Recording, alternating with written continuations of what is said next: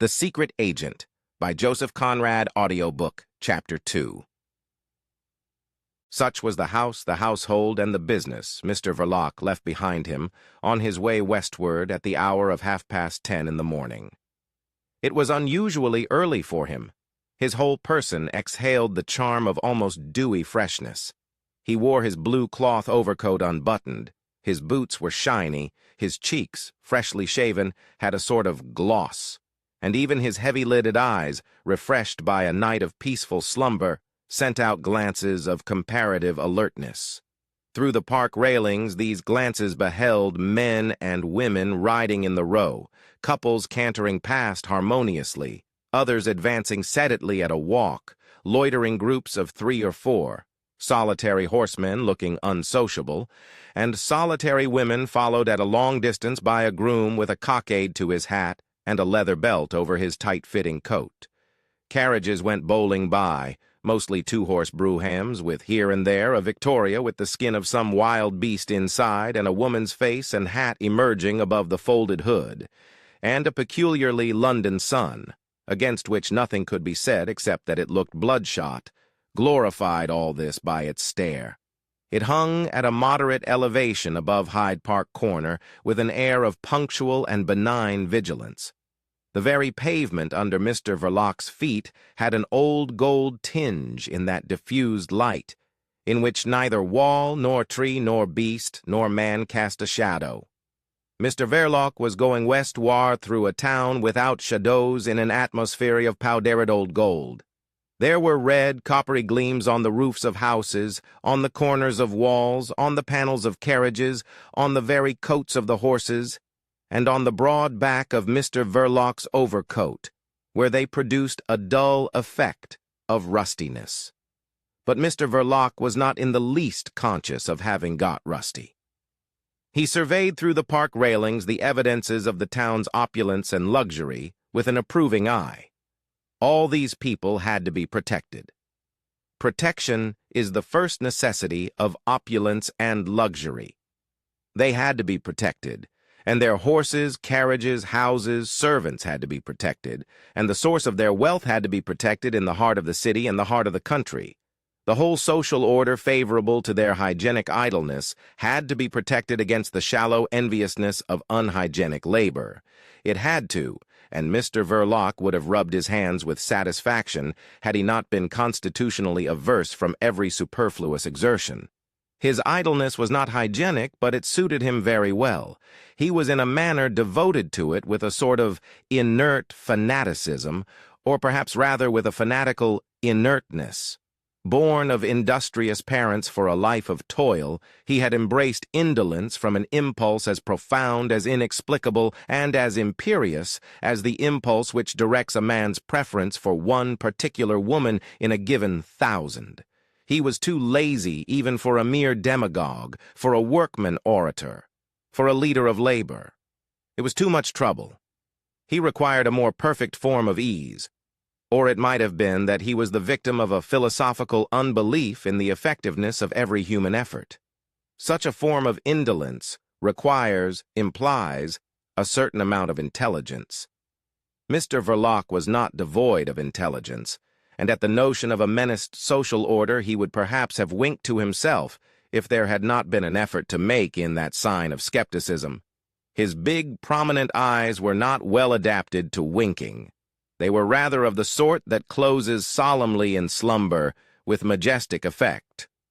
Undemonstrative and burly in a fat pig style, Mr. Verlock, without either rubbing his hands with satisfaction or winking skeptically at his thoughts, proceeded on his way. He trod the pavement heavily with his shiny boots, and his general get-up was that of a well-to-do mechanic in business for himself. He might have been anything from a picture frame maker to a locksmith, an employer of labor in a small way. But there was also about him an indescribable air which no mechanic could have acquired in the practice of his handicraft, however dishonestly exercised. The air common to men who live on the vices, the follies, or the baser fears of mankind. The air of moral nihilism common to keepers of gambling hells and disorderly houses, to private detectives and inquiry agents, to drink cellars and, I should say, to the sellers of invigorating electric belts, and to the inventors of patent medicines. But of that last I am not sure, not having carried my investigations so far into the depths. For all I know, the expression of these last may be perfectly diabolic. I shouldn't be surprised. What I want to affirm is that Mr. Verlock's expression was by no means diabolic. Before reaching Knightsbridge, Mr. Verlock took a turn to the left out of the busy main thoroughfare, uproarious with the traffic of swaying omnibuses and trotting vans, in the almost silent, swift flow of hansoms. Under his hat, worn with a slight backward tilt, his hair had been carefully brushed into respectful sleekness, for his business was with an embassy. And Mr. Verlock, steady like a rock, a soft kind of rock, marched now along a street which could with every propriety be described as private. In its breadth, emptiness, and extent it had the majesty of inorganic nature, of matter that never dies. The only reminder of mortality was a doctor's brougham arrested in August solitude close to the curbstone. The polished knockers of the doors gleamed as far as the eye could reach, the clean windows shone with a dark, opaque luster, and all was still, but a milk cart rattled noisily across the distant perspective. A butcher boy, driving with the noble recklessness of a charioteer at Olympic Games, dashed round the corner, sitting high above a pair of red wheels. A guilty-looking cat issuing from under the stones ran for a while in front of Mr. Verlock, then dived into another basement, and a thick police constable, looking a stranger to every emotion, as if he too were part of inorganic nature, surging apparently out of a lamp-post, took not the slightest notice of Mr. Verlock. With a turn to the left, Mr. Verlock pursued his way along a narrow street, by the side of a yellow wall, which, for some inscrutable reason, had No. 1 Chesham Square written on it in black letters.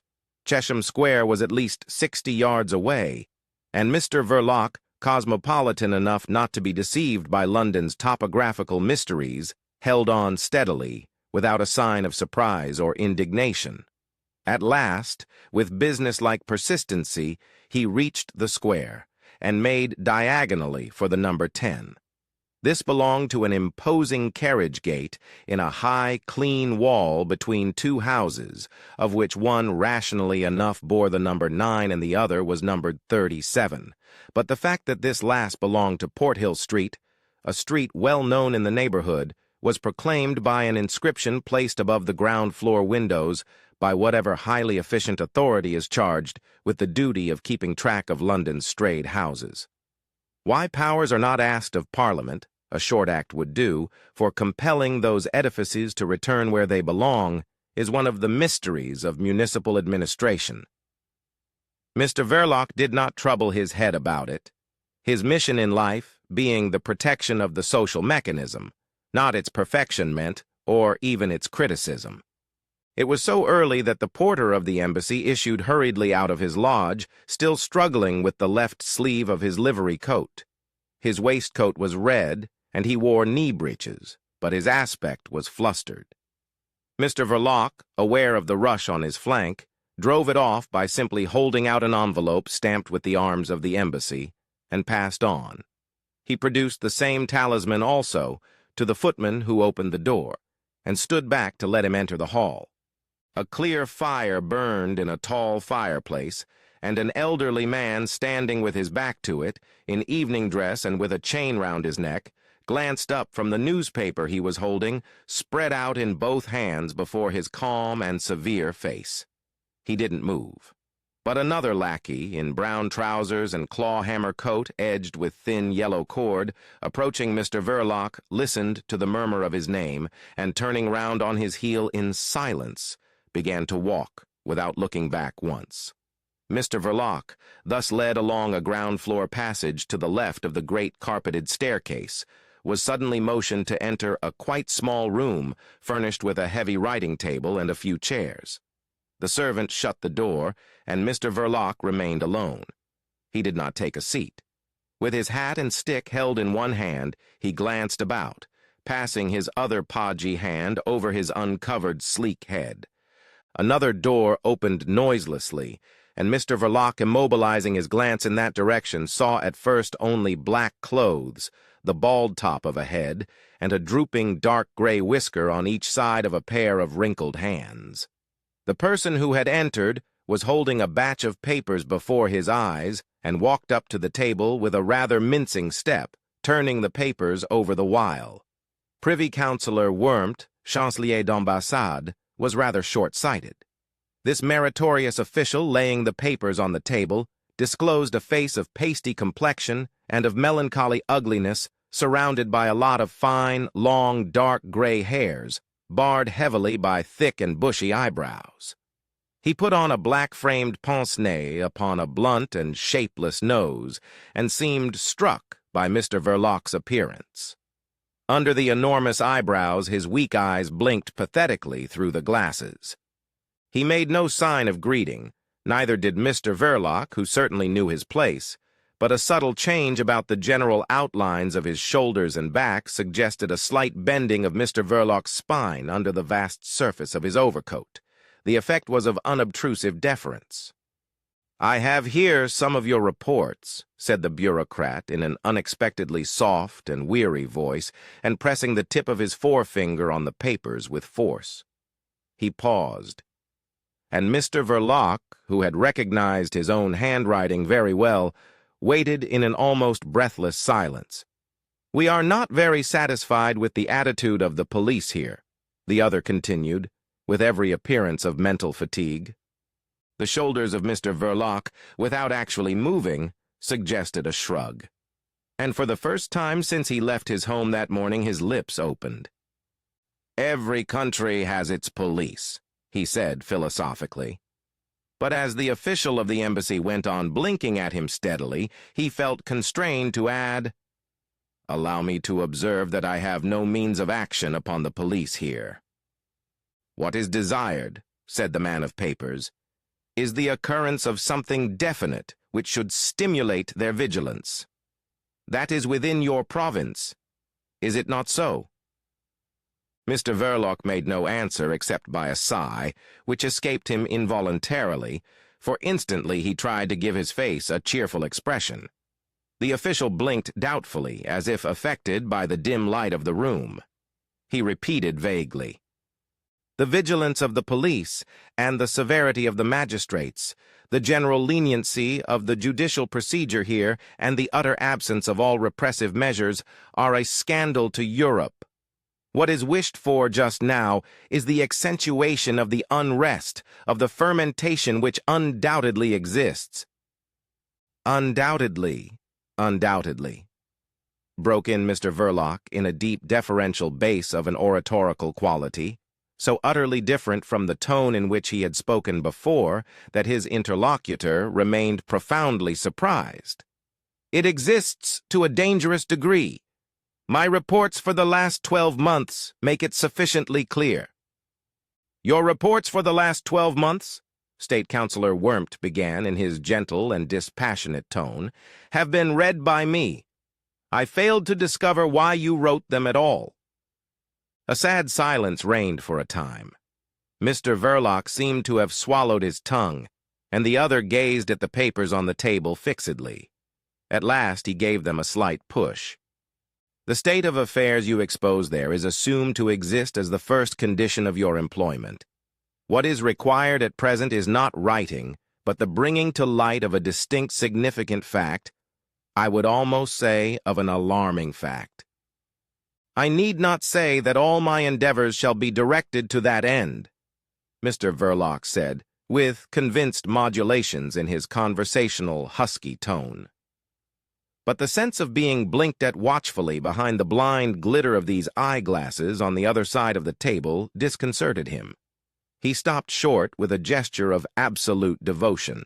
The useful, hard-working, if obscure member of the embassy had an air of being impressed by some newly born thought. "You are very corpulent," he said. This observation, really of a psychological nature, and advanced with the modest hesitation of an office man, more familiar with ink and paper than with the requirements of active life, stung Mr. Verlock in the manner of a rude personal remark. He stepped back a pace. "Eh? What were you pleased to say?" he exclaimed with husky resentment. The Chancelier d'Ambassade, entrusted with the conduct of this interview, seemed to find it too much for him. "I think," he said, "that you had better see Mr. Vladimir. Yes, decidedly, I think you ought to see Mr. Vladimir. Be good enough to wait here," he added, and went out with mincing steps. At once, Mr. Verlock passed his hand over his hair. A slight perspiration had broken out on his forehead. He let the air escape from his pursed-up lips like a man blowing at a spoonful of hot soup.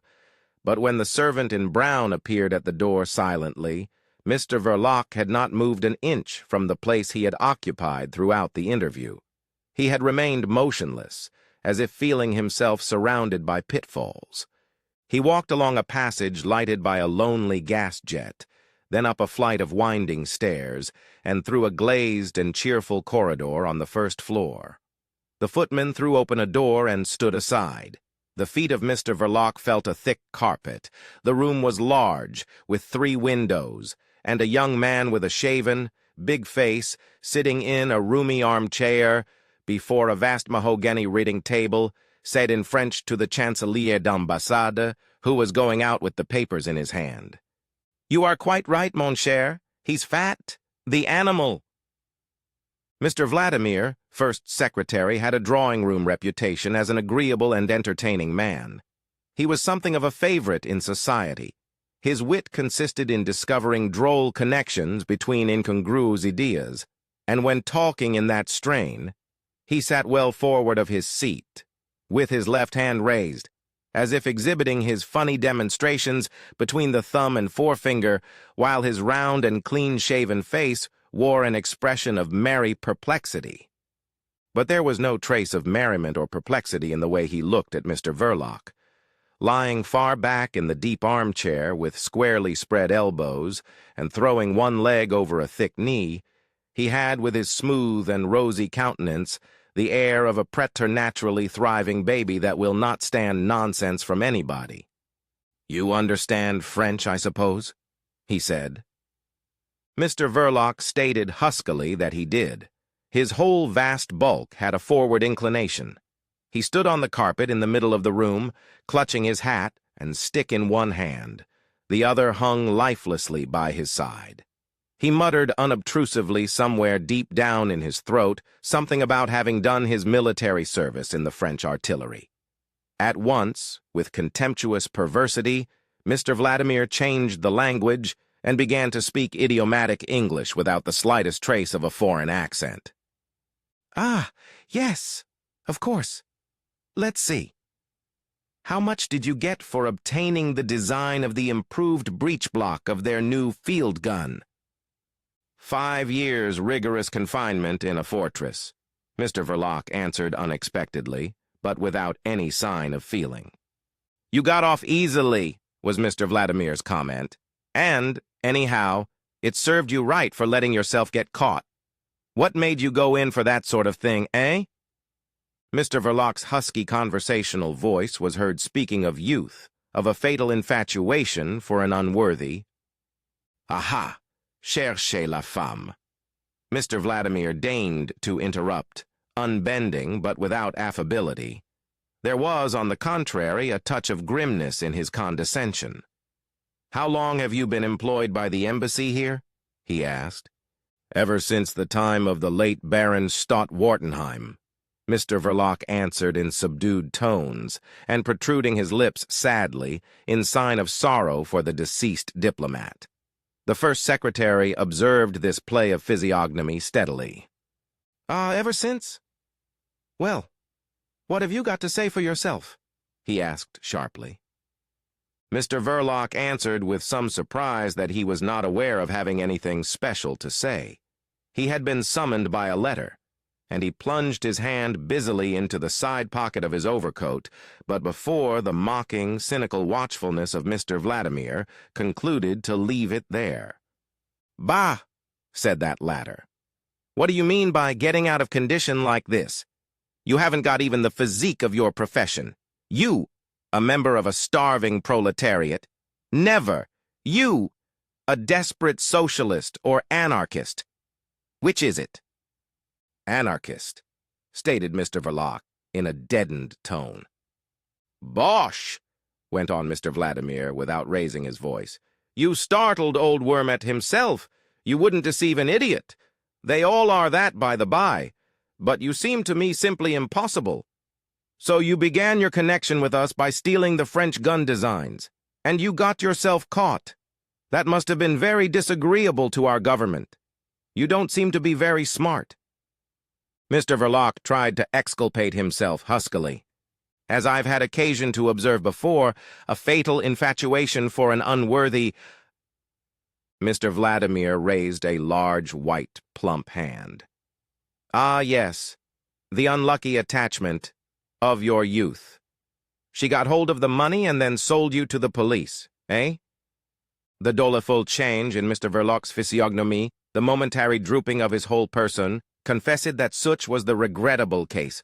Mr. Vladimir's hand clasped the anklet reposing on his knee. The sock was of dark blue silk. You see, that was not very clever of you. Perhaps you are too susceptible. Mr. Verlock intimated in a throaty, veiled murmur that he was no longer young.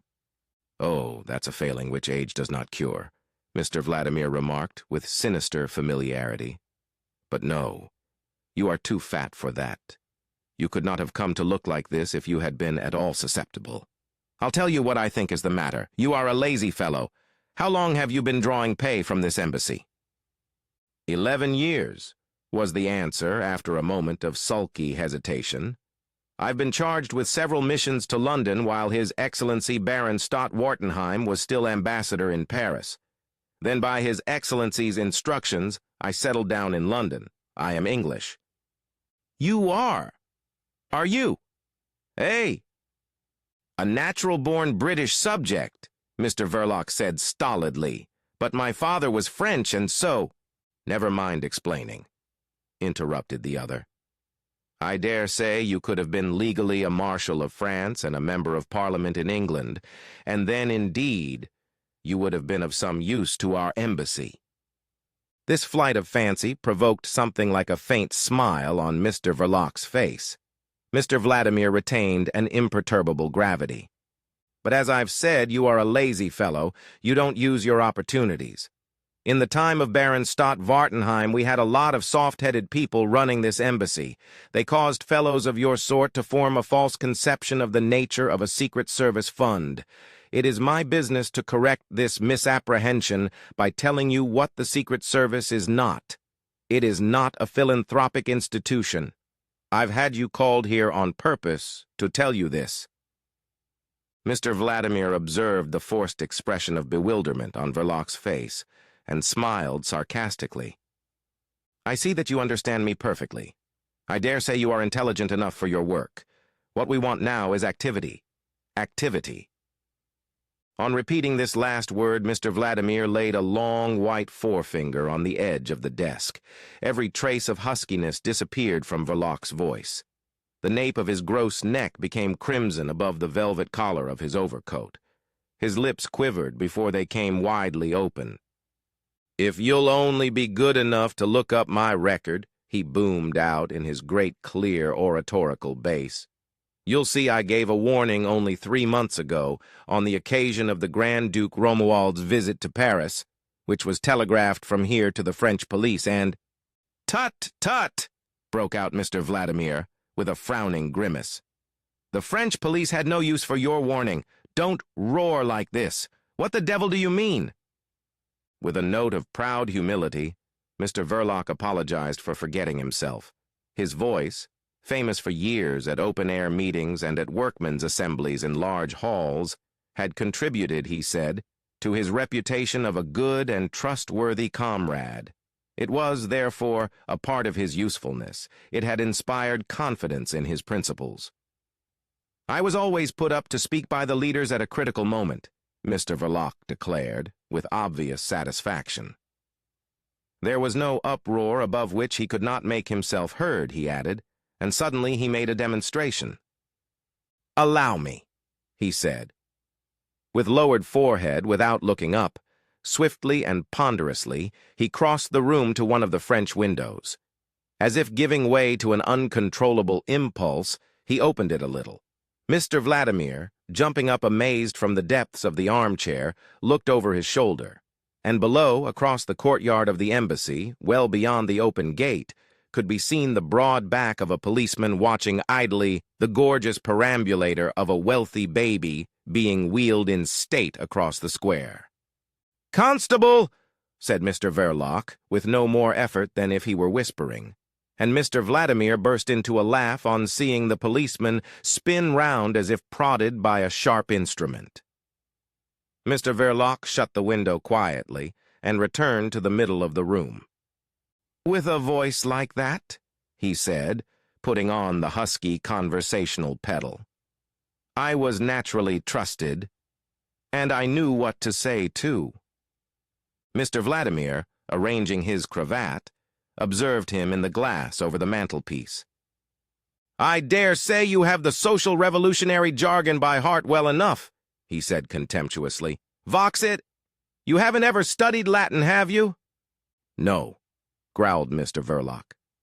"You did not expect me to know it. I belong to the million. Who knows Latin? Only a few hundred imbeciles who aren't fit to take care of themselves." For some 30 seconds longer, Mr. Vladimir studied in the mirror the fleshy profile, the gross bulk, of the man behind him. And at the same time, he had the advantage of seeing his own face, clean-shaved and round, rosy about the gills, and with the thin, sensitive lips formed exactly for the utterance of those delicate witticisms which had made him such a favorite in the very highest society. Then he turned and advanced into the room with such determination that the very ends of his quaintly old-fashioned bow necktie seemed to bristle with unspeakable menaces. The movement was so swift and fierce that Mr. Verlock, casting an oblique glance, quailed inwardly. "Aha! You dare be impudent," Mr. Vladimir began, with an amazingly guttural intonation, not only utterly un-English, but absolutely un-European, and startling even to Mr. Verlock's experience of cosmopolitan slums. "You dare? Well, I am going to speak plain English to you. Voice won't do. We have no use for your voice. We don't want a voice. We want facts. Startling facts, damn you," he added, with a sort of ferocious discretion, right into Mr. Verlock's face. "Don't you try to come over me with your Hyperborean manners," Mr. Verlock defended himself huskily, looking at the carpet. At this, his interlocutor, smiling mockingly above the bristling bow of his necktie, switched the conversation into French. "You give yourself for an agent provocateur. The proper business of an agent provocateur is to provoke. As far as I can judge from your record kept here, you have done nothing to earn your money for the last 3 years. "Nothing," exclaimed Verlock, stirring not a limb and not raising his eyes, but with the note of sincere feeling in his tone. "I have several times prevented what might have been—" "There is a proverb in this country which says prevention is better than cure," interrupted Mr. Vladimir, throwing himself into the armchair. "It is stupid in a general way. There is no end to prevention, but it is characteristic. They dislike finality in this country. Don't you be too English. And in this particular instance, don't be absurd. The evil is already here. We don't want prevention, we want cure." He paused, turned to the desk, and turning over some papers lying there, spoke in a changed business-like tone, without looking at Mr. Verlock. "You know, of course, of the international conference assembled in Milan." Mr. Verlock intimated hoarsely that he was in the habit of reading the daily papers. To a further question, his answer was that, of course, he understood what he read. At this, Mr. Vladimir, smiling faintly at the documents he was still scanning one after another, murmured, "As long as it is not written in Latin, I suppose." "Or Chinese," added Mr. Verlock stolidly. Some of your revolutionary friends' effusions are written in a charabia every bit as incomprehensible as Chinese." Mr. Vladimir let fall disdainfully a gray sheet of printed matter. "What are all these leaflets headed FP with a hammer pen and torch crossed? What does it mean, this FP?" Mr. Verlock approached the imposing writing table. "The future of the proletariat. It's a society," he explained, standing ponderously by the side of the armchair. "Not anarchist in principle, but open to all shades of revolutionary opinion. Are you in it?" "One of the vice presidents," Mr. Verlock breathed out heavily, and the first secretary of the embassy raised his head to look at him. "Then you ought to be ashamed of yourself," he said incisively. "Isn't your society capable of anything else but printing this prophetic bosh in blunt type on this filthy paper, eh? Why don't you do something? Look here, I've this matter in hand now, and I tell you plainly that you will have to earn your money. The good old Stott-Wartenheim times are over. No work, no pay." Mr. Verlock felt a queer sensation of faintness in his stout legs. He stepped back one pace and blew his nose loudly. He was, in truth, startled and alarmed.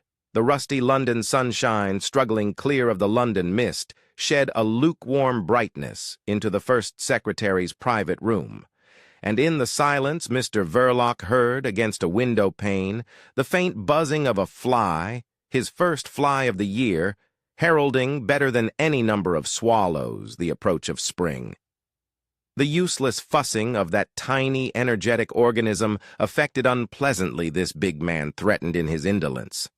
In the pause, Mr. Vladimir formulated in his mind a series of disparaging remarks concerning Mr. Verlock's face and figure.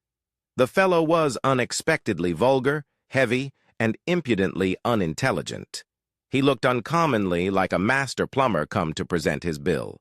The first secretary of the embassy, from his occasional excursions into the field of American humor, had formed a special notion of that class of mechanic as the embodiment of fraudulent laziness and incompetency.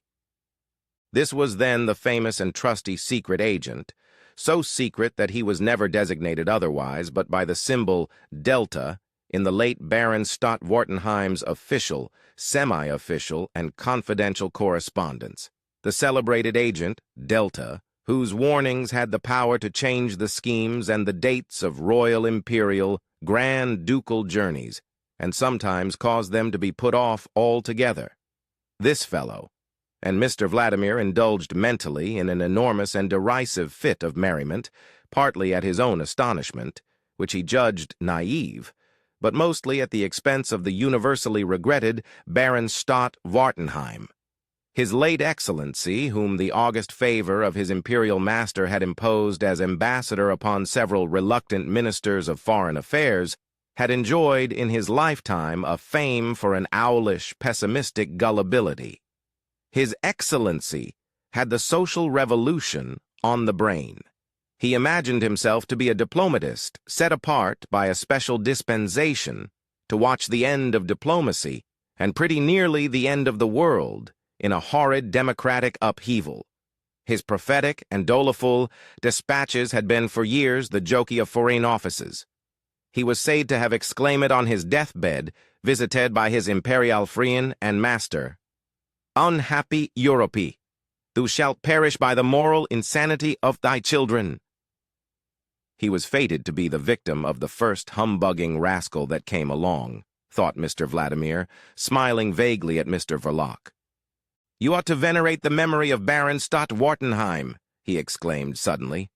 The lowered physiognomy of Mr. Verlock expressed a somber and weary annoyance. "Permit me to observe to you," he said, "that I came here because I was summoned by a peremptory letter. I have been here only twice before in the last 11 years, and certainly never at 11 in the morning. It isn't very wise to call me up like this. There is just a chance of being seen, and that would be no joke for me." Mr. Vladimir shrugged his shoulders. "It would destroy my usefulness," continued the other hotly. "That's your affair," murmured Mr. Vladimir with soft brutality. "When you cease to be useful, you shall cease to be employed. Yes. Right off. Cut short. You shall—" Mr. Vladimir, frowning, paused, at a loss for a sufficiently idiomatic expression, and instantly brightened up, with a grin of beautifully white teeth. "You shall be chucked," he brought out ferociously. Once more Mr. Verlock had to react with all the force of his will against that sensation of faintness running down one's legs which once upon a time had inspired some poor devil with the felicitous expression, "My heart went down into my boots." Mr. Verlock, aware of the sensation, raised his head bravely. Mr. Vladimir bore the look of heavy inquiry with perfect serenity. "What we want is to administer a tonic to the conference in Milan," he said airily. "Its deliberations upon international action for the suppression of political crime don't seem to get anywhere.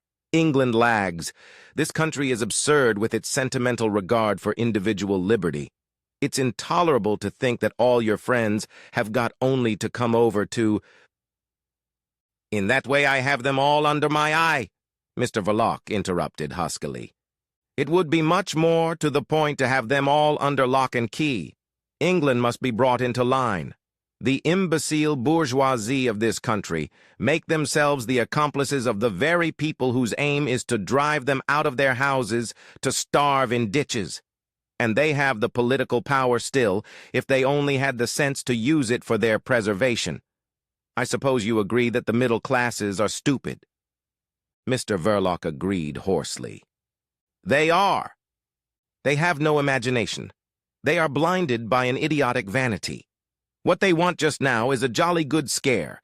This is the psychological moment to set your friends to work. I have had you called here to develop to you my idea." And Mr. Vladimir developed his idea from on high, with scorn and condescension, displaying at the same time an amount of ignorance as to the real aims, thoughts, and methods of the revolutionary world, which filled the silent Mr. Verlock with inward consternation.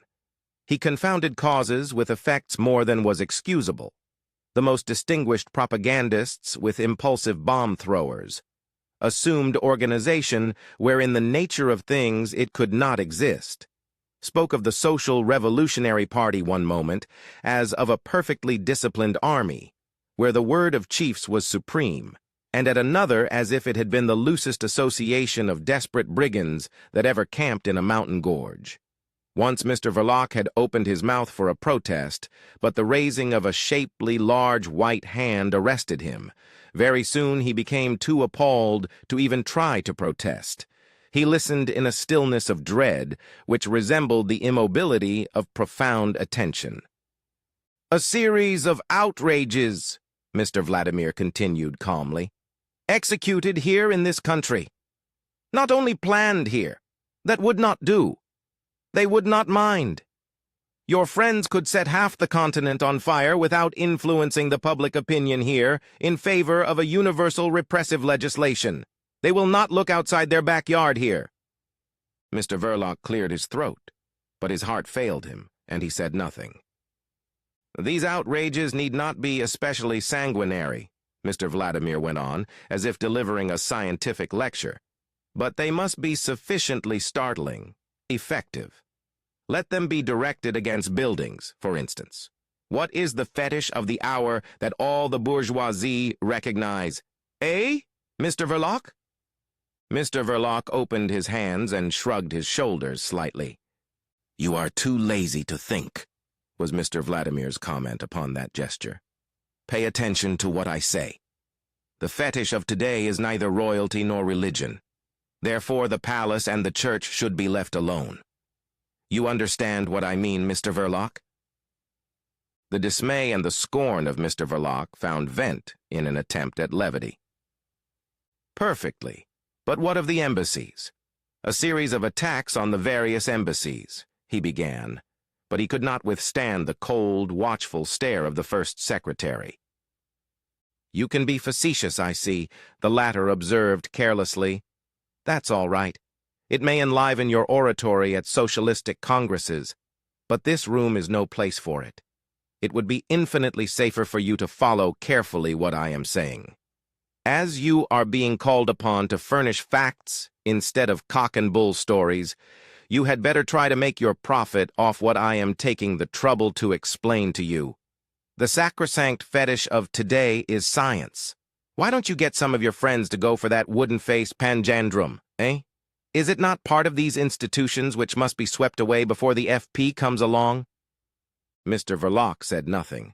He was afraid to open his lips lest a groan should escape him. This is what you should try for.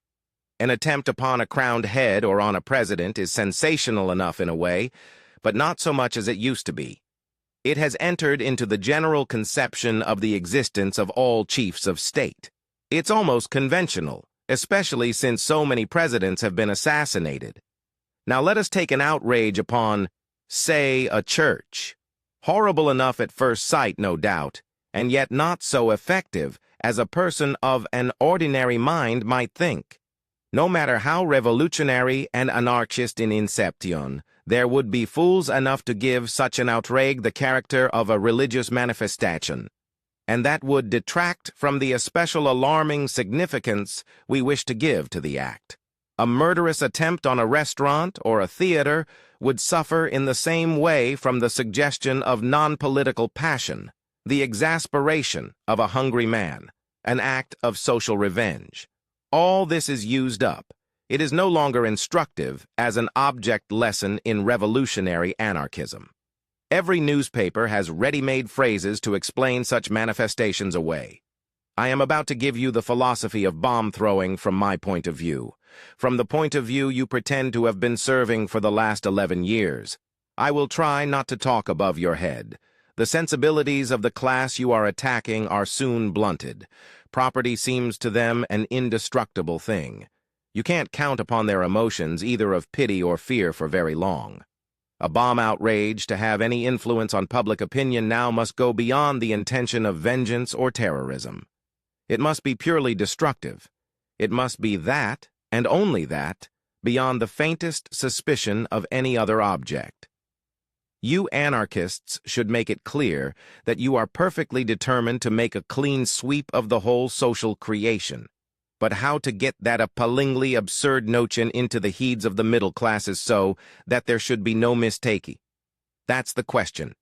By directing your blows at something outside the ordinary passions of humanity is the answer. Of course, there is art. A bomb in the National Gallery would make some noise. But it would not be serious enough. Art has never been their fetish. It's like breaking a few back windows in a man's house. Whereas if you want to make him really sit up, you must try at least to raise the roof. There would be some screaming, of course, but from whom? Artists, art critics, and such like. People of no account. Nobody minds what they say. But there is learning, science. Any imbecile that has got an income believes in that. He does not know why, but he believes it matters somehow. It is the sacrosanct fetish. All the damned professors are radicals at heart. Let them know that their great panjandrum has got to go too, to make room for the future of the proletariat. A howl from all these intellectual idiots is bound to help forward the labors of the Milan Conference. They will be writing to the papers. Their indignation would be above suspicion, no material interests being openly at stake, and it will alarm every selfishness of the class which should be impressed. They believe that in some mysterious way science is at the source of their material prosperity. They do, and the absurd ferocity of such a demonstration will affect them more profoundly than the mangling of a whole street or theater, full of their own kind. To that last they can always say, "Oh, it's mere class hate." But what is one to say to an act of destructive ferocity so absurd as to be incomprehensible, inexplicable, almost unthinkable? In fact, mad? Madness alone is truly terrifying, inasmuch as you cannot placate it either by threats, persuasion, or bribes. Moreover, I am a civilized man. I would never dream of directing you to organize a mere butchery, even if I expected the best results from it. But I wouldn't expect from a butchery the result I want. Murder is always with us. It is almost an institution. The demonstration must be against learning, science, but not every science will do. The attack must have all the shocking senselessness of gratuitous blasphemy. Since bombs are your means of expression, it would be really telling if one could throw a bomb into pure mathematics. But that is impossible. I have been trying to educate you. I have expounded to you the higher philosophy of your usefulness and suggested to you some serviceable arguments. The practical application of my teaching interests you mostly. But from the moment I have undertaken to interview you, I have also given some attention to the practical aspect of the question. What do you think of having a go at astronomy? For some time already, Mr. Verlock's immobility by the side of the armchair resembled a state of collapsed coma, a sort of passive insensibility interrupted by slight convulsive starts, such as may be observed in the domestic dog having a nightmare on the hearthrug. And it was in an uneasy dog-like growl that he repeated the word astronomy. He had not recovered thoroughly as yet from that state of bewilderment brought about by the effort to follow Mr. Vladimir's rapid, incisive utterance. It had overcome his power of assimilation. It had made him angry. This anger was complicated by incredulity, and suddenly it dawned upon him that all this was an elaborate joke. Mr. Vladimir exhibited his white teeth in a smile, with dimples on his round, full face, posed with a complacent inclination above the bristling bow of his necktie. The favorite of intelligent society women had assumed his drawing-room attitude, accompanying the delivery of delicate witticisms. Sitting well forward, his white hand upraised, he seemed to hold delicately between his thumb and forefinger the subtlety of his suggestion. There could be nothing better. Such an outrage combines the greatest possible regard for humanity with the most alarming display of ferocious imbecility. I defy the ingenuity of journalists to persuade their public that any given member of the proletariat can have a personal grievance against astronomy. Starvation itself could hardly be dragged in there, eh? And there are other advantages. The whole civilized world has heard of Greenwich. The very bootblacks in the basement of Charing Cross Station know something of it, see? The features of Mr. Vladimir, so well known in the best society by their humorous urbanity, beamed with cynical self-satisfaction, which would have astonished the intelligent women his wit entertained so exquisitely. Yes, he continued with a contemptuous smile, the blowing up of the first meridian is bound to raise a howl of execration. A difficult business, Mr. Verlock mumbled, feeling that this was the only safe thing to say. What is the matter? Haven't you the whole gang under your hand? The very pick of the basket? That old terrorist Yunt is here. I see him walking about Piccadilly in his green Havelock almost every day. And Michaelis, the ticket of leave apostle, you don't mean to say you don't know where he is? Because if you don't, I can tell you, Mr. Vladimir went on menacingly. If you imagine that you are the only one on the secret fund list, you are mistaken. This perfectly gratuitous suggestion caused Mr. Verlock to shuffle his feet slightly. And the whole Lausanne lot, eh? Haven't they been flocking over here at the first hint of the Milan conference? This is an absurd country. It will cost money, Mr. Verlock said by a sort of instinct. That cock won't fight, Mr. Vladimir retorted, with an amazingly genuine English accent. You'll get your screw every month and no more till something happens. And if nothing happens very soon, you won't get even that. What's your ostensible occupation? What are you supposed to live by? I keep a shop, answered Mr. Verlock. A shop? What sort of shop? Stationery, newspapers. My wife. Your what? Interrupted Mr. Vladimir in his guttural Central Asian tones. My wife? Mr. Verlock raised his husky voice slightly. I am married. That be damned for a yarn, exclaimed the other in unfeigned astonishment. Married! And you a professed anarchist, too! What is this confounded nonsense? But I suppose it's merely a manner of speaking.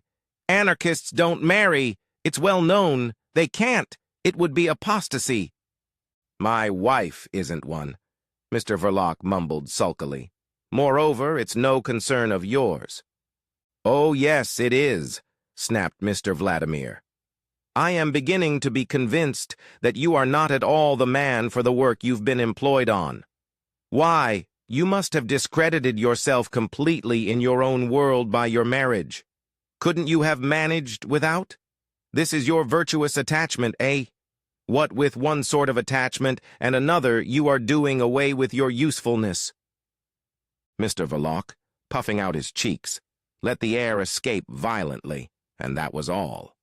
He had armed himself with patience. It was not to be tried much longer. The first secretary became suddenly very curt, detached, final. "You may go now," he said. "A dynamite outrage must be provoked. I give you a month. The sittings of the conference are suspended. Before it reassembles again, something must have happened here, or your connection with us ceases." He changed the note once more with an unprincipled versatility. "Think over my philosophy, Mr. Verlock," he said, with a sort of chaffing condescension, waving his hand towards the door. "Go for the first meridian. You don't know the middle classes as well as I do. Their sensibilities are jaded. The first meridian. Nothing better, and nothing easier, I should think." He had got up, and with his thin, sensitive lips twitching humorously, watched in the glass over the mantelpiece Mr. Verlock backing out of the room heavily, hat and stick in hand. The door closed. The footman in trousers, appearing suddenly in the corridor, let Mr. Verlock another way out, and through a small door in the corner of the courtyard. The porter standing at the gate ignored his exit completely, and Mr. Verlock retraced the path of his morning's pilgrimage as if in a dream, an angry dream.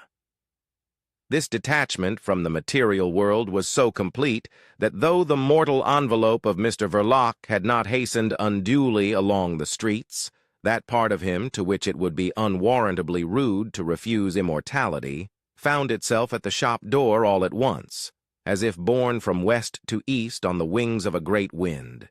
He walked straight behind the counter and sat down on a wooden chair that stood there. No one appeared to disturb his solitude. Stevie, put into a green baize apron, was now sweeping and dusting upstairs, intent and conscientious, as though he were playing at it, and Mrs. Verlock, warned in the kitchen by the clatter of the cracked bell, had merely come to the glazed door of the parlor, and putting the curtain aside a little, had peered into the dim shop. Seeing her husband sitting there shadowy and bulky, with his hat tilted far back on his head, she had at once returned to her stove. An hour or more later, she took the green baize apron off her brother Stevie and instructed him to wash his hands and face in the peremptory tone she had used in that connection for 15 years or so, ever since she had, in fact, ceased to attend to the boy's hands and face herself. She spared presently a glance away from her dishing up for the inspection of that face and those hands, which Stevie, approaching the kitchen table, offered for her approval with an air of self-assurance, hiding a perpetual residue of anxiety.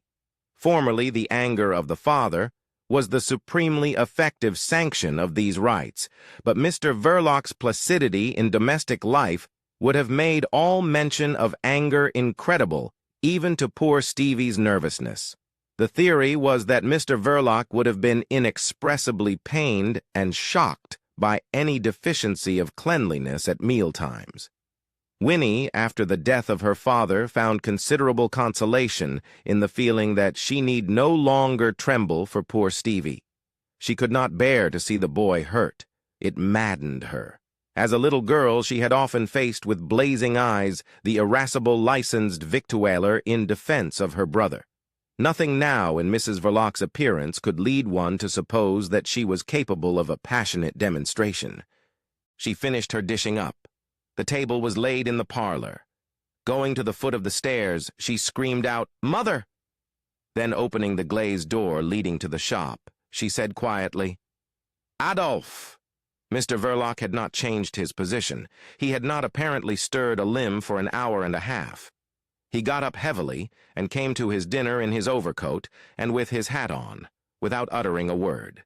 His silence in itself had nothing startlingly unusual in this household, hidden in the shades of the sordid street seldom touched by the sun, behind the dim shop with its wares of disreputable rubbish.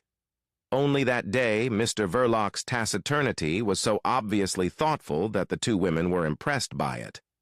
They sat silent themselves, keeping a watchful eye on poor Stevie, lest he should break out into one of his fits of loquacity. He faced Mr. Verlock across the table and remained very good and quiet, staring vacantly. The endeavor to keep him from making himself objectionable in any way to the master of the house put no inconsiderable anxiety into these two women's lives. That boy, as they alluded to him softly between themselves, had been a source of that sort of anxiety almost from the very day of his birth.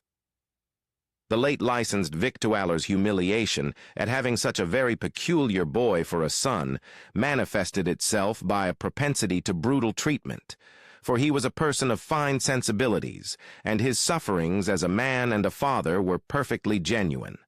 Afterwards, Stevie had to be kept from making himself a nuisance to the single gentlemen lodgers, who are themselves a queer lot and are easily aggrieved. And there was always the anxiety of his mere existence to face. Visions of a workhouse infirmary for her child had haunted the old woman in the basement breakfast room of the decayed Belgravian house. "If you had not found such a good husband, my dear," she used to say to her daughter, "I don't know what would have become of that poor boy." Mr. Verlock extended as much recognition to Stevie as a man not particularly fond of animals may give to his wife's beloved cat, and this recognition, benevolent and perfunctory, was essentially of the same quality. Both women admitted to themselves that not much more could be reasonably expected. It was enough to earn for Mr. Verlock the old woman's reverential gratitude. In the early days, made skeptical by the trials of friendless life, she used sometimes to ask anxiously, "You don't think, my dear, that Mr. Verlock is getting tired of seeing Stevie about?" To this Winnie replied habitually by a slight toss of her head. Once, however, she retorted, with a rather grim pertness, "He'll have to get tired of me first." A long silence ensued. The mother, with her feet propped up on a stool, seemed to be trying to get to the bottom of that answer, whose feminine profundity had struck her all of a heap. She had never really understood why Winnie had married Mr. Verlock. It was very sensible of her, and evidently had turned out for the best, but her girl might have naturally hoped to find somebody of a more suitable age. There had been a steady young fellow, only son of a butcher in the next street, helping his father in business, with whom Winnie had been walking out with obvious gusto. He was dependent on his father, it is true. But the business was good, and his prospects excellent. He took her girl to the theater on several evenings.